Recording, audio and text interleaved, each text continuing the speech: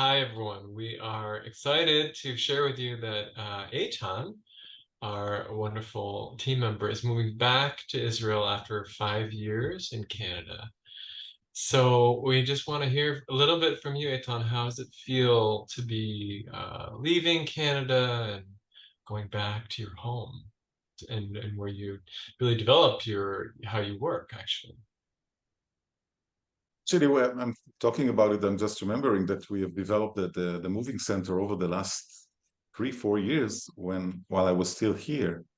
Yeah, we moved 5 years ago, and it's not a secret that it was hard for me in the beginning. I mean, in terms of work, I had work here, but it's hard to leave your homeland, especially at a progress age, not like a teenager, not like a 20 something. But I got used to it, even despite the harsh winter, and Canada grew on me. And it wasn't an easy decision, as you know, Matty, because I was offered.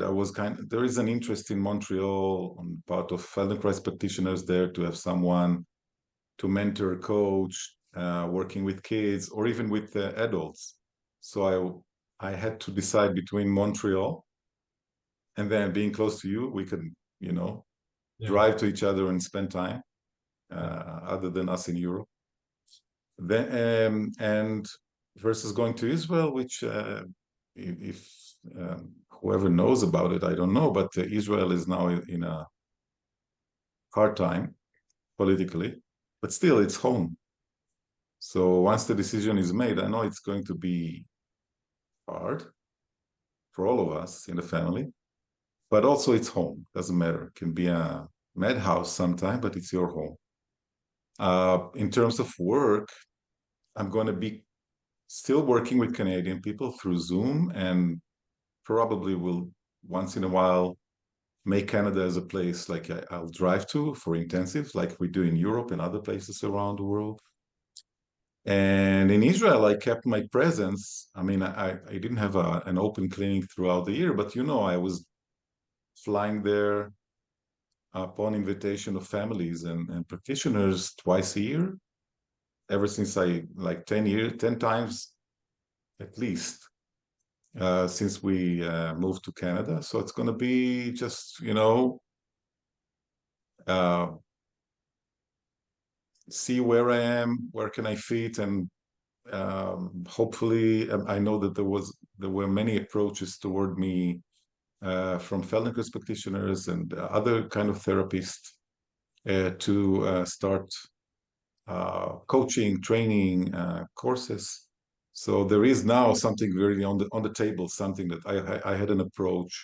Somebody approached me, a doctor, which is also a Feldenkrais practitioner, and he's working with autistic kids, and he wants me and him, and maybe us. That's the plan, the moving center, to start establishing and building a course. The first step is for Feldenkrais practitioners and like-minded modalities on working with autistic kids, and this will get us, along with the things that we're going to talk about soon, us together now, to our future uh, aim or goal to teach people how to work with kids. So that's going to be an exciting years, and we will meet together in Europe because we're going to do it soon, and we're going to establish how do you say, a stronghold, a foot, more than 2 feet in Israel, in the Middle East, and we are planning to go to travel to Dubai and maybe reconnecting with Cyprus, Greece, wherever we can contribute. Nice. Maybe you can say a little bit about Tel Aviv because we have many other exciting news in Yeah, the yeah. Yeah, I so right, right. We have so many news. Matthew, you start. Okay, thanks, Andrea.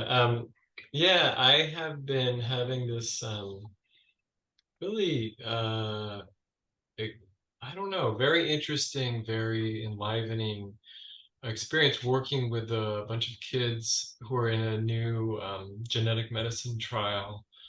at Mass General Hospital in Boston, and they're coming to my office, and it's been amazing actually to be part of this very cutting edge. It's like future science stuff in terms of the what they're doing in terms of developing these new genetic medicines, figuring out how to administer them, how to dose them, and then I get to work with the kids and the families really intensively, really hands-on with the families to help them learn how to apply the what we understand about creating the conditions for supporting children's learning in their family, and also working directly with the kids. So it's been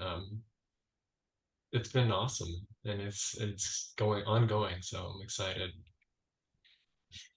Yeah. You also inject there, I guess, the all the aspect that we're working on, Absolutely, the yeah. emotional relationship and how it's affecting learning and how to you probably do, right? It's so impossible to not inject it now, Yeah.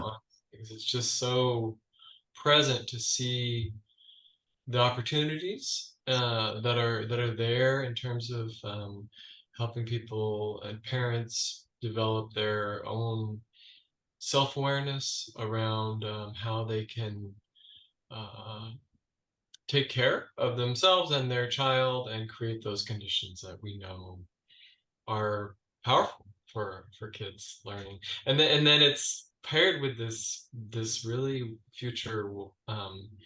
futuristic medicine uh, that's happening in the science uh, in the world of medical science in Boston. So it's pretty cool. Exciting, yeah. Yeah. It's exciting, and it's like it's a continuation of other joint scientist kind of That's thing that true. we did That's before, true. right? Yeah, yeah. It's funny because I've had other work with other people at MGH that were unrelated to this particular genetic medicine thing. So that's true. And I actually am continuing to collaborate with another doctor at MGH who works with pediatric stroke, and developing and kind of curating educational programming for parents. So through the Mass General Pediatric Stroke Clinic, as a part of a team. I'm part of a team of board members who facilitate that and shape the information and the learning opportunities for parents. So Yeah, yeah, that's true. it is important to be in the scientific world, and that we are not acknowledged yet enough, and that this is a good chance to be seen in the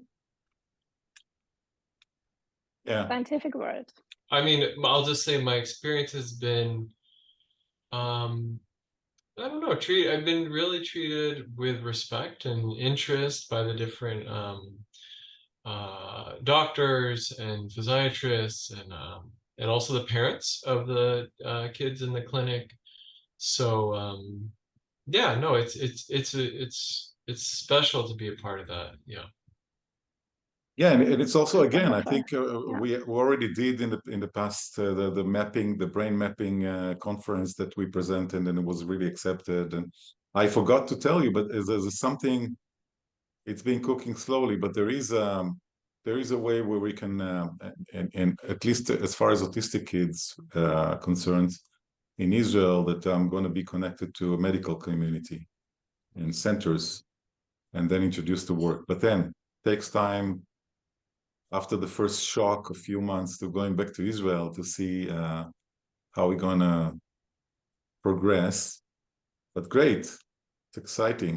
Yeah. And Andrea, do you want to tell us a little bit about the You're upcoming? not going to have the time, as I know Israel and I know Israelis, and I know your power. You're not going to have the time to be shocked. You're just going to be swim with the fish and just be there.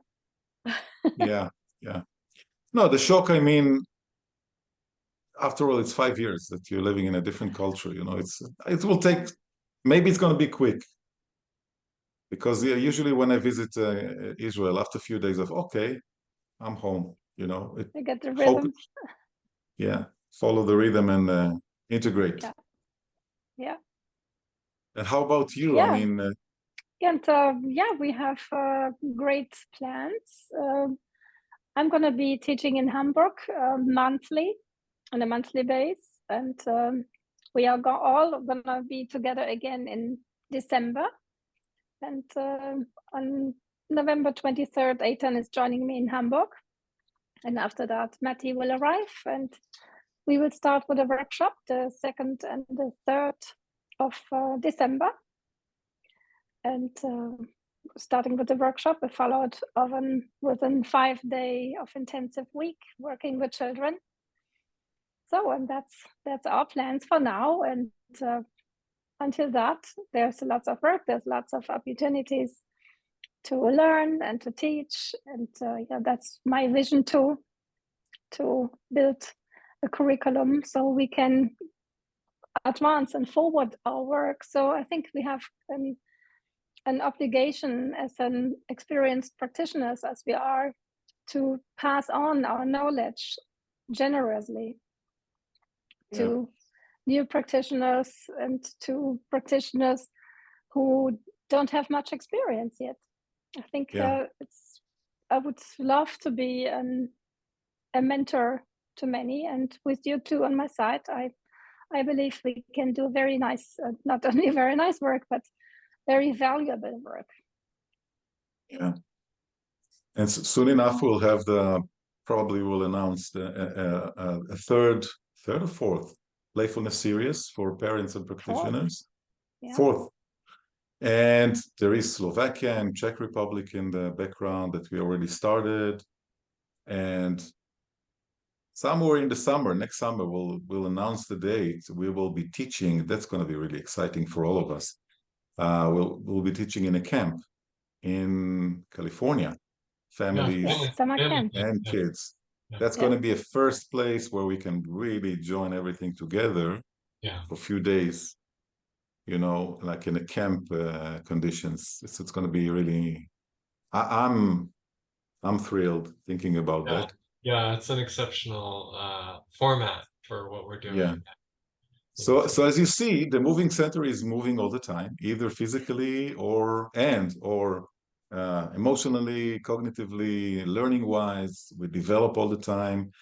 And if you are a parent that you want to reach out to get counseling or just ask a question, we will give you from our time. You can connect with us. We can help out. And if you're a therapist from any walk of life, of modality, also you can reach and join our either serieses or our mentoring. We can work either in person or coming to your area. We have many solutions. So also I would like to remind people, on the parents especially, maybe on our the moving center page, parents and practitioners, everybody can meet, and we regularly ask. It's a group, Andrea. The group, yeah. Okay. Yeah, because we have also page. Fine, thank you. Yeah. Okay, I'd like to invite you to the Moving Center group page, where we regularly discuss questions, where we invite you to ask your questions, and so where you can discuss in real time with us. And so we will have some meetings there and lives. It's just it's a safe place to exchange. And I'd like to continue with that and take an extra eye on it. So from all of us, may we have the rest of 2023 and 2024 better and greater than the last years. And let's move forward and let's see how we can, join in forces together and help. Thank you. Thank you. Yeah. Okay. Bye. Bye. Goodbye, everyone.